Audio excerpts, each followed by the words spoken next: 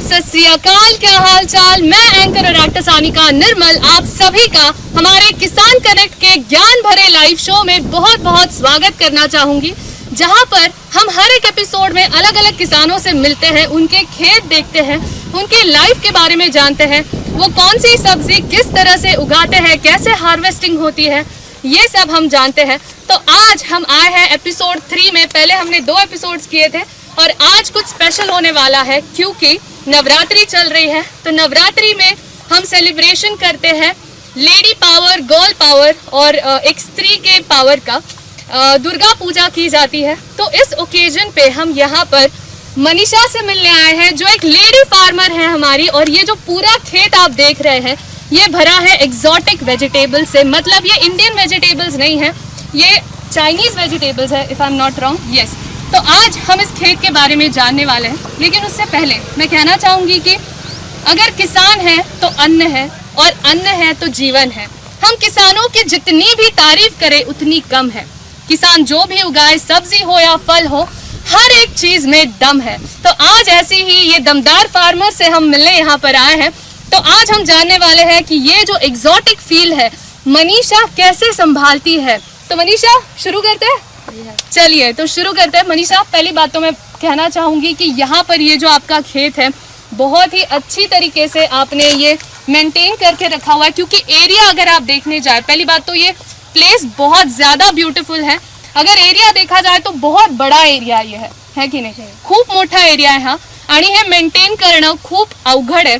तर मला तेच जाणून घ्यायचं की तुम्ही कसं मेंटेन करता, कशी तुमची लाईफस्टाईल आहे। पण आपण जाणून घेण्यासाठी आपण पहले तुमचं पूर्ण शेत बघणार आहोत। पूरा खेत देखते देखते हम ये बातचीत मनीषा के साथ करने वाले हैं। तो चलिए, देर किस बात की है, लेट्स गो।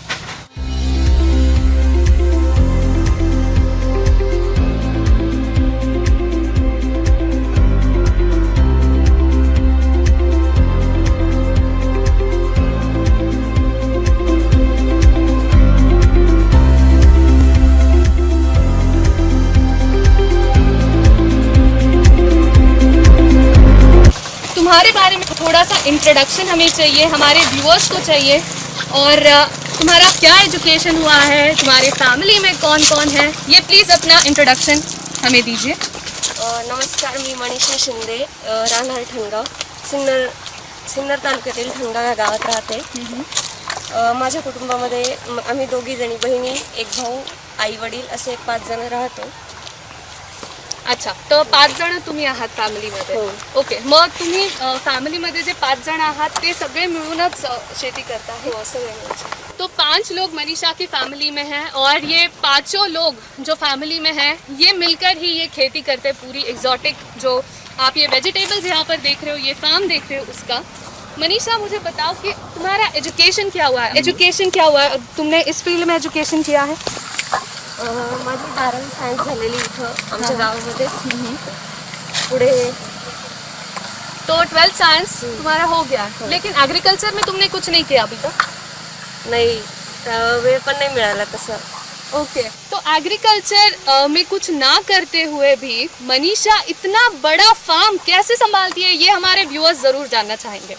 तो मनीषा प्लीज़ बताओ कि एग्रीकल्चर में आगे पढ़ने का तुमने सोचा है अभी कि पढ़ना है आगे एग्रीकल्चर में, या फिर तुम खेती कर रहे हो तो वो कंटिन्यू करना है? नहीं, खेती में कंटिन्यू करने वाली है अभी। ओके, लेकिन फिर ये जो एग्जॉटिक वेजिटेबल्स है, एग्जॉटिक वेजिटेबल्स मुझे फार्म यहाँ पे तो दिख रहा है, लेकिन ये साइड में अगर आप देखें तो ये क्या कहते हैं, झेंडूचं फूल, हो की नाही? सो दसरा आज आहे आणि दसऱ्याच्या दिवशी या झेंडूच्या फुलाचं महत्त्व खूप जास्त असतं। त्यामुळे मग झेंडूचं हे जे फार्म आहे, झेंडूच्या फार्म पासून ह्या एक्झॉटिक व्हेजिटेबल्स म्हणजे एकदम अपोजिट आहे दोन्ही। सो ही जर्नी कशी होती तुझी, म्हणजे पहिले तुम्ही काय फार्मिंग करायचात आणि नंतर एक्झॉटिक व्हेजिटेबल्सकडे तुम्ही कधी वळालात, हे आमच्या व्ह्युअर्सला प्लीज सांगा। अगोदर रेग्युलर पिकं घ्यायचो आम्ही, कांदे, गहू, मिरची, टोमॅटो वगैरे। नंतर असं वाटलं मग काही वेगळं करून ट्राय करून बघूया। फर्स्ट टाइम आम्ही ब्रोकली ट्राय केली। ओके, ती जमायला लागली आमच्या वातावरणामध्ये। ओके, नंतर आम्ही परत काही लोकांनी लावलं आधी एक्झॉटिक, नवीन 1-2 जणांनी ट्राय केलं। तर ते आम्ही विचारायला गेलो का ते माहिती सांगत नव्हते पहिले, काय हे जास्त पसरायला नको इंडियन व्हेजिटेबल सारखं। अच्छा. तर मग आम्ही इंटरनेटवरून पण काही माहिती घेतली. चला म्हटलं ट्राय करूया, नवीन काहीतरी करून बघूया. तर मग ब्रोकली वगैरे असं भरपूर रोमन ट्राय करून बघितलं आम्ही. ते जमतंय आता, हळूहळू चालली ट्रायल चालली. तो अगर मनीषा की बातों से आपको तो पता ही चल गया होगा कि मनीषा ने 12th तक पढ़ाई की है साइंस में, आगे उसने एग्रीकल्चर में कुछ नहीं किया, लेकिन फिर भी ये ना करते हुए मनीषा इतना बड़ा एरिया जो है ये फार्मिंग का खुद संभाल रही है. जितने एग्जॉटिक वेजिटेबल्स है ये खुद पूरा मतलब लगाने से लेकर उसका हार्वेस्टिंग ये खुद करती है इसकी फैमिली के साथ मिलकर. तो इसी से हम लोग देख सकते हैं कि जो थ्योरी का नॉलेज होता है वो ज्यादा मायने नहीं रखता, लेकिन जो ऑन फील्ड काम करते हैं, जो प्रैक्टिकल नॉलेज होता है वो कितना इंपॉर्टेंट होता है. तो मनीषा, मैं जानना चाहूंगी कि ये जो फार्मिंग है ये आपको किसने सिखाया?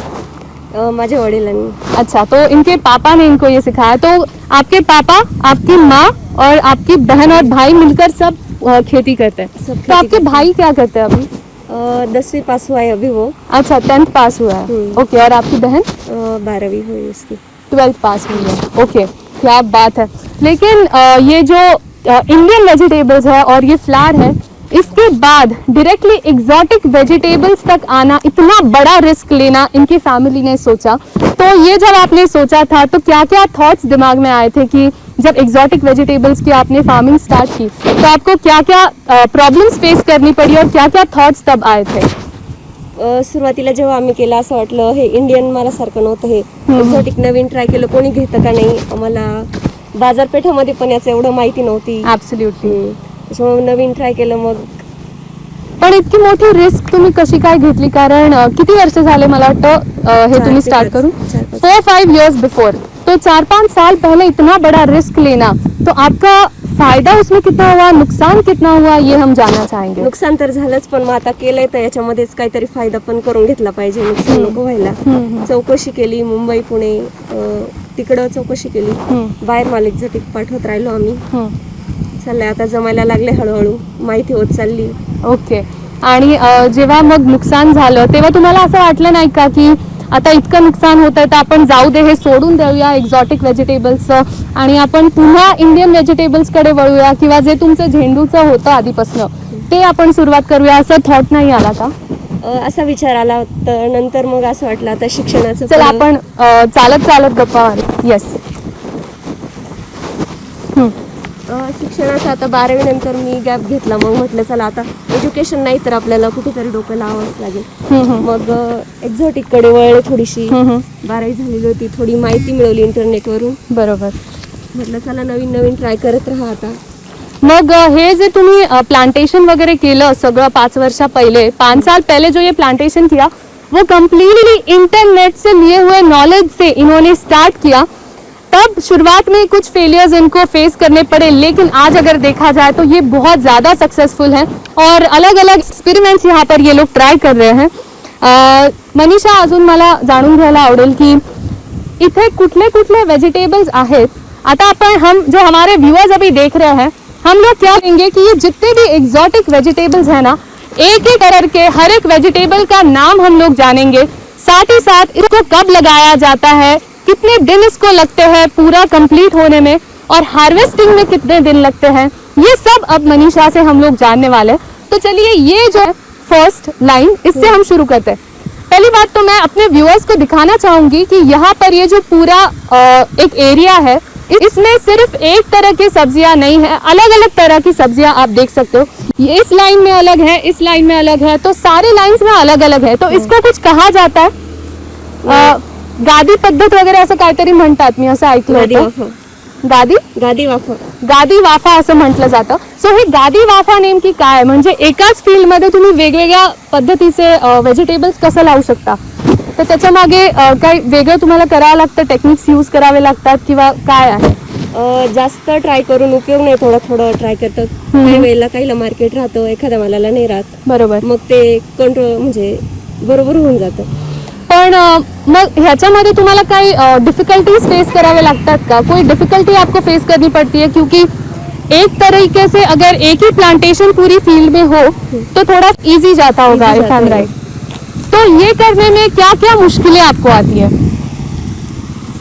आता सगळंच केलं तर आता सॅलरी लावलेली आम्ही, रोमन लावलेलं आहे, बरोबर. आइसबर्ग लावलेलं आहे, लोलोरोसा, पोपचाय, लेटूस ग्रीन आणि चायना कॅबेज लावलेली आहे. आता एका प्लॉटमध्ये आम्ही 6 ते 7 माल लावलेले तुम्ही बघू शकता. पुढच्या प्रश्नाकडे वळण्याआधी मी मनीषाला विचारू इच्छिते की मनीषा, आपण किसान कनेक्टचं लाईव्ह इथे करतोय, तो किसान कनेक्ट जो अपने नवीन व्यूअर्स हैं, जो हमारे नए व्यूअर्स हैं, उनको जानना चाहिए कि किसान कनेक्ट एग्जैक्टली क्या है. तो प्लीज़ हमारे जो नए व्यूअर्स हैं उनको बताइए कि किसान कनेक्ट ये क्या है, कब शुरुआत हुई और किस तरीके से आप इसमें जुड़ी. प्लीज़ बताइए. किसान कनेक्ट तुम्ही नावातच बघू शकता. किसानला डायरेक्ट ग्राहकांशी थेट जोडण्याचं काम हे किसान कनेक्ट करतं. मुख्य उद्देश त्याचा लॉकडाऊनच्या काळामध्ये शेतकरी वर्गाने समोर येऊन एक ग्रुप तयार केला किसान कनेक्ट नावाचा. तर ज्या आम्हाला मार्केट बाजारपेठा बंद होत्या, तर मग शेतकरी वर्गाने असं समजलं आम्हाला की एक ग्रुप तयार केलाय, थेट शेतकऱ्याचा माल थेट ग्राहकापर्यंत पोहोचवते. बरोबर. तर काही शेतकरी बांधवांनी सांगितलं असा असा ग्रुप तयार झालाय, मग बघूया. मग तुम्ही सगळ्यांनी मिळून, इन सब ने मिलके किसान कनेक्ट जो है ये ऑर्गेनाइजेशन, ये कंपनी स्टार्ट की और मेरे ख्याल से लॉकडाउन में ही ये स्टार्ट हुई है. 7-8 महीने इसको हो चुके हैं, लेकिन इन सभी की मेहनत की वजह से, इन सभी किसानों की मेहनत की वजह से आज ये कंपनी बहुत सक्सेसफुली रन कर रही है. और आप देख सकते हो कि हर तरह की सब्ज़ी किसान कनेक्ट थ्रू हमारे कस्टमर्स तक पहुंचती है. एग्जॉटिक सब्जियां हो, कोई फ्रूट्स हो, जो भी चाहिए वो आप अपने घर तक ऑर्डर कर सकते हो, मंगा सकते हो. तो मनीषा, मुझे बताइए कि स्टार्टिंग हम वहाँ से करेंगे, वो कौन सी सब्ज़ी है और उसका नाम क्या है, प्लीज़ हमें हमारे व्यूअर्स को बताइए. China cabbage. Okay, so first one, please हमारे व्यूअर्स को बताइए. जो फर्स्ट वाला है वो, उसका नाम है चाइना कैबेज. ओके, तो चाइना कैबेज इसको लगाते कब है, फिर इसको उगने में कितना टाइम लगता है और हार्वेस्टिंग कब होता है इसका.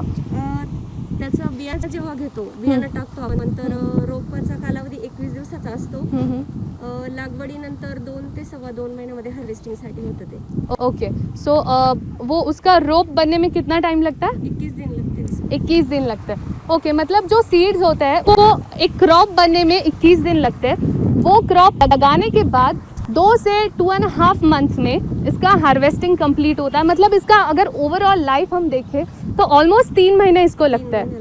ग्रेट. और चाइनीज़ कैबेज और इंडियन कैबेज में क्या सिमिलैरिटीज़ है, सेम होता है या फिर टेस्ट में डिफरेंट होता है, क्या होता है. टेस्ट में डिफरन्स होता है. अच्छा. आकार वेगवेगळा असतो. ओके. भरपूर त्याच्यामध्ये पण व्हरायटीज आहे. रेड कॅबेज काही व्हाईट कलरमध्ये असतात, काही ग्रीनमध्ये असतात, काही पर्पल कलरमध्ये सुद्धा आहे. Okay, great. तो ये कौन सा है, ग्रीन वाला. ग्रीन वाला आहे. ओके, और इसका यूज़ किस में होता है, मतलब सब्जी बनाने में होता है या फिर किस चीज़ में होता है. डेकोरेशनसाठी पण, काही सलाडसाठी पण वापरतात. ओके, तो सैलड में कमी होण्यास पण मदत करतं ते. क्या बात है. तो इसके यूजेस भी काफ़ी सारे अगर हम देखें. नेक्स्ट हम आते हैं, वो छोटा छोटा जो है वो क्या, कौन सा vegetable. Green lettuce. Okay, lettuce के बारे में तो हम सभी जानते हैं. अगर आप देखें वहाँ पे थोड़ा सा आगे, वहाँ पे प्रॉपर क्रॉप्स आए हैं लेटस के. येस, तो लेटस ग्रीन को कितना टाइम लगता है, कब उसका आपण जे म्हणतो की पेरणी कधी केली जाते आणि त्याला पूर्ण उगवून त्याला हार्वेस्ट कधी केलं जातं. त्याचा पण कालावधी सेम, रोपांचा 21 दिवस लागतो. ओके. आणि 30 ते 35 दिवसां लागवडीनंतर 30 ते 35 दिवसामध्ये ते काढायला येतं. ओके, म्हणजे जवळपास 50 दिवस, 50 डेज में इसका कंप्लीट लाइफ साइकिल जो है ये चलता है. ओके. इसका लेटस का यूज़ तो हम सभी जानते हैं कि बर्गर्स में किया जाता है, और किस किस चीज़ में किया जाता है, डेकोरेशन के लिए भी, सैलड्स में किया जाता है, इफ़ आई एम राइट. देखिए, मुझे भी काफ़ी नॉलेज है. अभी किसान कनेक्ट में ज्वाइन हुई हूँ तो इतना सारा मुझे फार्मिंग का नॉलेज धीरे धीरे आ रहा है, और भी आएगा धीरे धीरे, क्योंकि हमारा ये 3rd एपिसोड है. फर्स्ट एपिसोड अगर आपने अभी तक नहीं देखा है तो हमारे इस किसान कनेक्ट लाइव के पेज पर जाकर आप फर्स्ट एपिसोड भी देख सकते हो. लेकिन इस लाइव के बाद, तो इस लाइव के बाद फर्स्ट एपिसोड भी देख सकते हो, जहाँ पर हम पपाया के खेत में गए थे. सेकेंड एपिसोड में हम गए थे कैप्सिकम के खेत में, और आज हम आए हैं एग्जॉटिक वेजिटेबल्स के खेत में, यहाँ पर जानने के लिए कि किस तरह से ये जो हमारी नारी शक्ति लेडी फार्मर है मनीषा, ये पूरा खेत संभालती है, किस तरीके से एग्जॉटिक वेजिटेबल्स यहाँ पर उगते हैं. तो चलिए नेक्स्ट, ये कौन सा क्रॉप है. पोपचा है. पोपचा. ओके, ये सारे चाइनीज़ नेम्स है. चाइनीज. ओके, पोपचा. तो इसका वो कब लगाते हैं और इसका हार्वेस्टिंग कब होता है, क्या टाइम पीरियड होता है. 45 डेज. 45 डेज। ओके, तो टोटल 45 डेज में ये हम हार्वेस्ट कर सकते हैं। ओके ओके, तो नेक्स्ट हमारा एग्जॉटिक वेजिटेबल जो है, ये जहाँ पर हम खड़े हैं, तो ये क्या है? ये पर्पल कलर का मुझे दिख रहा है, लेकिन इसका नाम मुझे नहीं पता। क्या नाम है इसका? लोलोरोसा। एक मिनट, ये काफ़ी डिफ़िकल्ट नाम है, मुझे थोड़ा प्रैक्टिस करनी पड़ेगी बोलने के लिए। लोलो रोसा। रोसा, लोलो रोसा। जितने व्यूअर्स हैं, आप भी मेरे साथ ट्राई कर सकते हो घर पे। लोलो रोसा इसको कहा जाता है, और इसका यूज़ क्या है? डेकोरेशंस के लिए सलाद पत्ता। Okay great. और इसको कब लगाया जाता है, कब इसका हार्वेस्टिंग होता है? वही पुरानी खरी 21 दिन। सेम। ओके, तो ये ऑलमोस्ट सिमिलर ही इस दिन इनको लगता है हार्वेस्टिंग के लिए, और इसके यूजेस भी हमने देख लिए। तो ये पर्पल कलर में, और किसी और कलर में भी आता है ये, कि सिर्फ पर्पल कलर में आता है? आगे से पर्पल कलर होता है और पीछे से ग्रीन रहता है। अच्छा, लोरोसा है ओरिजिनल। याच्यात पण खूप साऱ्या व्हरायटीज आहे। ओके, ब्लॅक रोज। वाह। मनीषा, देखा कि हमारी ये जो लेडी फार्मर है, इसको पूरा नॉलेज है। तो एग्रीकल्चर ना करते हुए भी बार बार ये प्रूव हो रहा है कि आपको थ्योरी का नॉलेज भले ही ना हो, प्रैक्टिकल नॉलेज हो, तो आप सक्सेसफुल ज़रूर बन सकते हैं। सो जितने भी बच्चे हैं, मुझे कम परसेंटेज मिले, रो रहे, don't worry, no need to cry, practical knowledge ले लो, ज़रूर सक्सेसफुल हो जाओगे, है कि नहीं मनीषा? चलिए आगे बढ़ रहे हैं। ये कौन सा है, बताइए प्लीज़। ये आइसबर्ग है। Iceberg, okay. तो आइसबर्ग, इसको कितना टाइम लगता है? रोपाचा 21 दिवसाचा कालावधी असतो आणि 45 दिवसात हे काढायला येतं। 45 डेज में। और इसका क्या यूज़ है? बर्गरमध्ये पण होतो याचा उपयोग। ओके सलाडमध्ये पण वापरलं जातं। ओके, ब्लड प्रेशर कमी होण्यास पण मदत करतं, शुगर कंट्रोल करतं। क्या बात है। तो इसका यूज़ बर्गर और जो है डेकोरेशन के लिए किया जाता है। ओके, तो नेक्स्ट, ये तो मैं बताऊँ मनीषा, ये क्या है? बताइए। ये पालक है ना? नहीं। नहीं, तो क्या है ये? रोमन है। रोमन। एक मिनट, रोमन तो रोम में जो लोग रहते हैं उनको रोमन कहा जाता है, इफ आई एम राइट। हाँ, तो ये रोमन, इसका नाम। ओके, इसका यूज़ क्या है, इसको कब लगाया जाता है? सेम जे सगळे माल लावले आहेत आम्ही, हाँ, सेम हाँ. कालावधी 21 Same. दिवस रोपांना लागतो आणि 45 डेजमध्ये 45 डेज में ही निकल जाता है। हार्वेस्टिंगसाठी तयार होतो। Okay okay okay, great. Guys, I know आप लोग ये देख रहे हो और आपको भी बहुत मन कर रहा होगा यहाँ पर आके ये सब लाइव देखने का, क्योंकि ये सारी सब्जियाँ तो किसान कनेक्ट के बॉक्स में आपको घर पे मिल। अभी ये मैं ज़रूर बताऊँगी मनीषा, ये मुझे पता है ये क्या है। ओके, तुम प्लीज़ मत बताना, मैं बताऊँगी। ये है कोरिएंडर, कोथिम्बीर, है ना? गलत। ओ माय गॉड, मुझे ऐसा लग रहा है मुझे कुछ नहीं पता है सब्जियों के बारे में यार। क्या है इसका नाम, प्लीज़ बताओ। सॅलरी। अच्छा, सॅलरी, जो 2 ते 2.5 महिन्याला रोपासाठी लागतात। 2 ते 2.5 महिने रोपासाठीच लागतात। ओके 2 ते 2.5 महिन्यामध्ये बाकी पिकं निघून पण जातात, पण याला रोप याचं लवकर उतरत नाही, ओके त्रास होतो त्याला। 2.5 महिने लागतात रोपाला, तिथून पुढे हार्वेस्टिंगसाठी येण्यासाठी 2.5 महिने लागतात। 2.5 आणि 2.5 म्हणजे 5। So Manisha, I want to know कि हे जे एक्जॉटिक फील्ड है, ये जो एक्जॉटिक फार्म है, ये मैंने सुना है कि महाराष्ट्र में सिर्फ 3 ऐसी जगह है जहाँ पर एक्जॉटिक वेजिटेबल्स उगती है। ओके, तो ये वन ऑफ द प्लेसेस है जहाँ पर ये एक्जॉटिक वेजिटेबल्स की फार्मिंग होती है।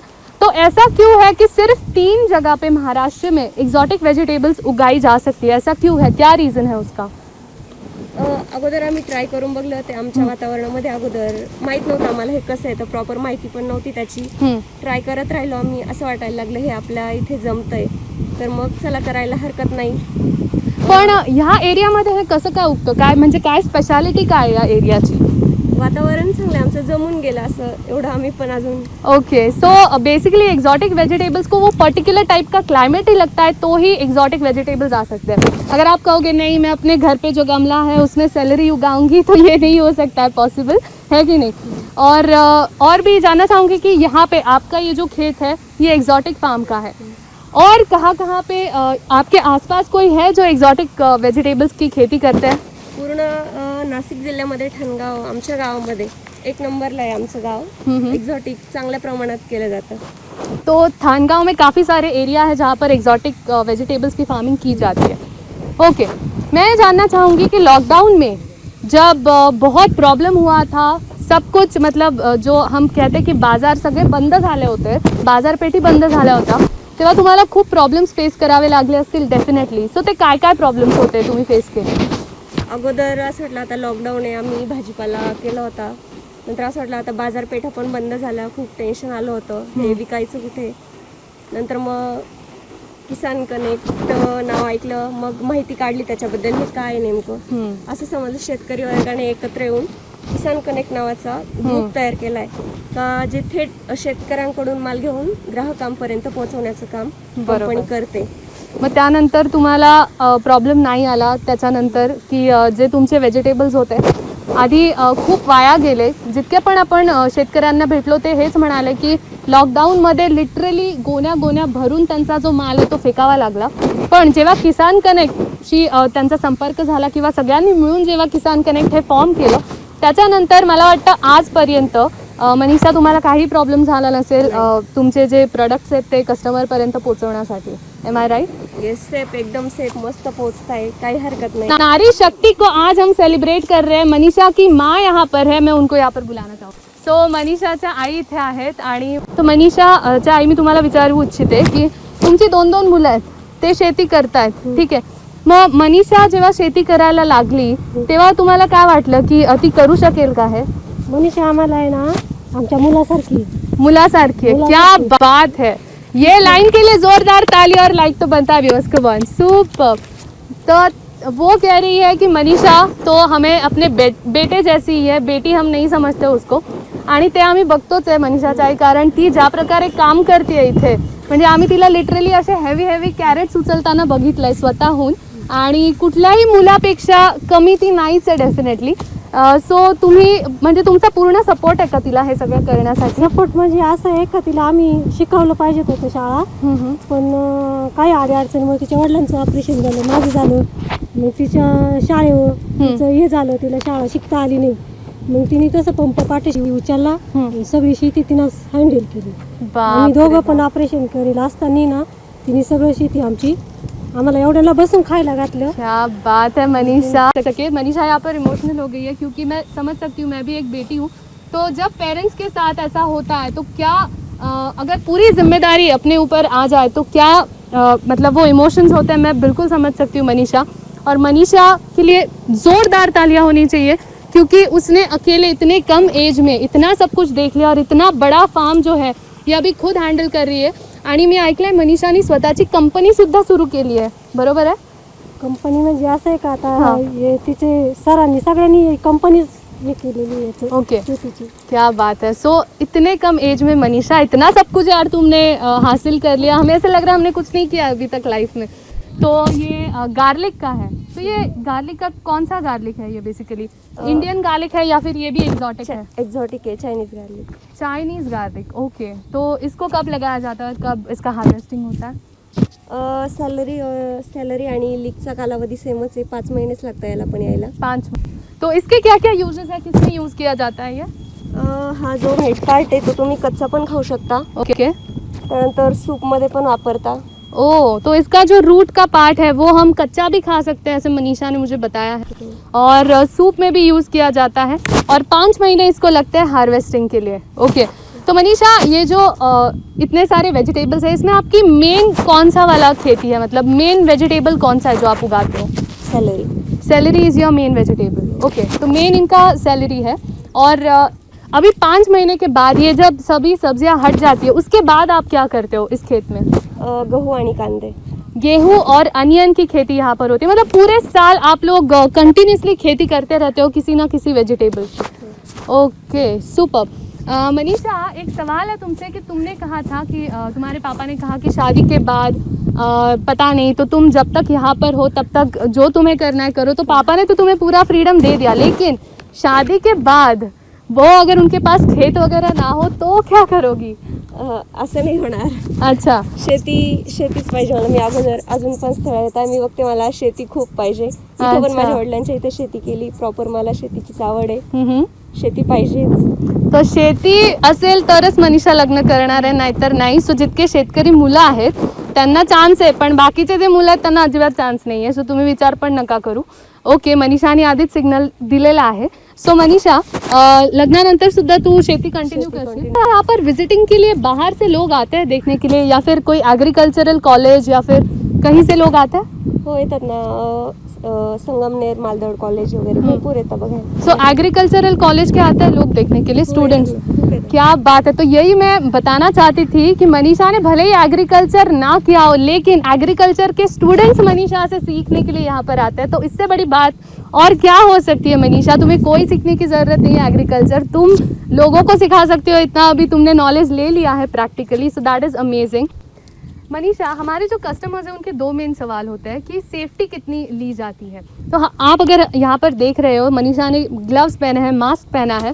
सेफ्टी के क्या क्या मेजर्स यहाँ पर लिए जाते हैं, क्योंकि कोरोना के टाइम में safety is the most important thing. तो सेफ्टी के लिए यहाँ पर मास्क और ग्लव्स तो है ही, और क्या क्या सेफ्टी मेजर्स यहाँ पर लिए जाते हैं, काय काय सेफ्टीसाठी तुम्ही काय काय करता हे प्लीज आमच्या व्ह्युअर्सला सांगा. शक्यतो आम्ही रोज माल काढताना शक्यतो धुवूनच देतो. ओके. हातामध्ये तुम्ही बघताय मास्क Yes. असतं, ग्लव्ज असतात, मास्क असतं. येस. याच्यानंतर पण आम्ही धुवून देतो. ते म्हणजे काहीच नाही, कोरोनाचं तरी काही नाही. सो मास्क है, ग्लव्स है, मास्क है, आपने देख ही लिया. और जितने भी वेजिटेबल्स हैं ये हार्वेस्टिंग के बाद आप लोग जो व्हीकल्स है वो सैनिटाइज होती है कम्प्लीटली. तो सैनिटाइज्ड व्हीकल्स में ही ये जितने भी वेजिटेबल्स आपके घर तक पहुंच रहे हैं ये कम्प्लीटली सेफली और सैनिटाइज होके आ रहे हैं, क्योंकि that is the most important end important thing. तो और एक लास्ट सवाल है हमारे व्यूअर्स का. अगर आपके और भी कोई सवाल है तो आप कमेंट सेक्शन में ज़रूर मेंशन कर सकते हो. जितने भी आप हमारे व्यूअर्स के सवाल है वो पूरे कवर करने की हम लोग कोशिश ज़रूर करेंगे. तो एक लास्ट सवाल ये है कि जितने भी वेजिटेबल्स उनके घर तक जाते हैं वो लोग उसको फ्रेश किस तरीके से रख सकते हैं, क्योंकि कभी कभी क्या होता है बारिश में सब्जियां खराब हो जाती है, गर्मी में सब्जियां खराब हो जाती है. कारण पावसाळ्यामध्ये आम्ही तर धुवूनच देतो प्रत्येक भाजीपाला. हम्म. तर पावसाळ्यात खराब होतो पाऊस पण बाहेरच्या वातावरणामुळे. हम्म. पाणी खाल्लेलं असतं माल आणि त्यामुळे टिकत नाही, खराब होतात.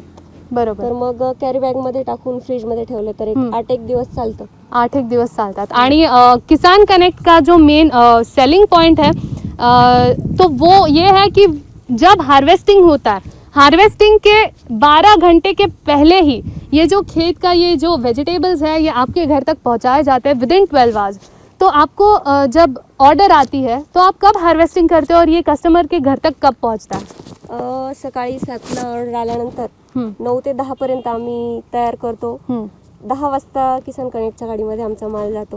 कंपनीमधून मग पॅकिंग होऊन संध्याकाळी 6 पर्यंत डिलिव्हरीसाठी रेडी होतो. एब्सोल्युटली. मतलब 12 घंटे से पहले ही कस्टमर्स के घर तक सेफली और सैनिटाइज करके साथ ही साथ फ्रेश जो वेजिटेबल्स है ये कस्टमर्स के घर तक पहुंचाया जाता है. तो और इससे ज़्यादा क्या चाहिए आपको, है कि नहीं? All the things, all the goodness is involve in Kisan connect. तो मनीषा, तुमसे बात करके मैं तो बहुत इंस्पायर हुई हूँ और हमारे जितने भी व्यूअर्स हैं आई एम श्योर कि ये लोग भी उतने ही इंस्पायर हुए होंगे. बहुत बहुत बहुत अच्छा लगा मुझे तुमसे मिलकर. तुमने ये अपॉर्चुनिटी हमें दी यहाँ पर आने की, तुम्हारे खेत देखने की, साथ ही साथ इतना नॉलेज तुमने मुझे दिया, हमारे व्यूअर्स को दिया. तो उसके लिए बहुत बहुत शुक्रिया. Thank you so much. तुमने इतना टाइम निकाल के, क्योंकि मनीषा का ये मेन टाइम होता है हार्वेस्टिंग वगैरह का, फिर भी उसने हमें ये टाइम दिया. So thank you so much Manisha for that. And हमारे जितने भी व्यूअर्स हैं उनको भी थैंक यू बोलना चाहूँगी ज्वाइन होने के लिए, और इतना सपोर्ट आपने हमें किया पहले 2 एपिसोड्स में, और ये तीसरा एपिसोड है, इसको भी आपने काफ़ी अच्छा रिस्पॉन्स दिया, उसके लिए thank you so much. So guys, this is anchor end actor Sanika Nirmal signing off for now. This amazing live show has been brought to you by Kisan connect. Goodness safely delivered. So मिलते हैं किसान connect live के अगले episode में. Till then, take care guys. Thank you so much once again for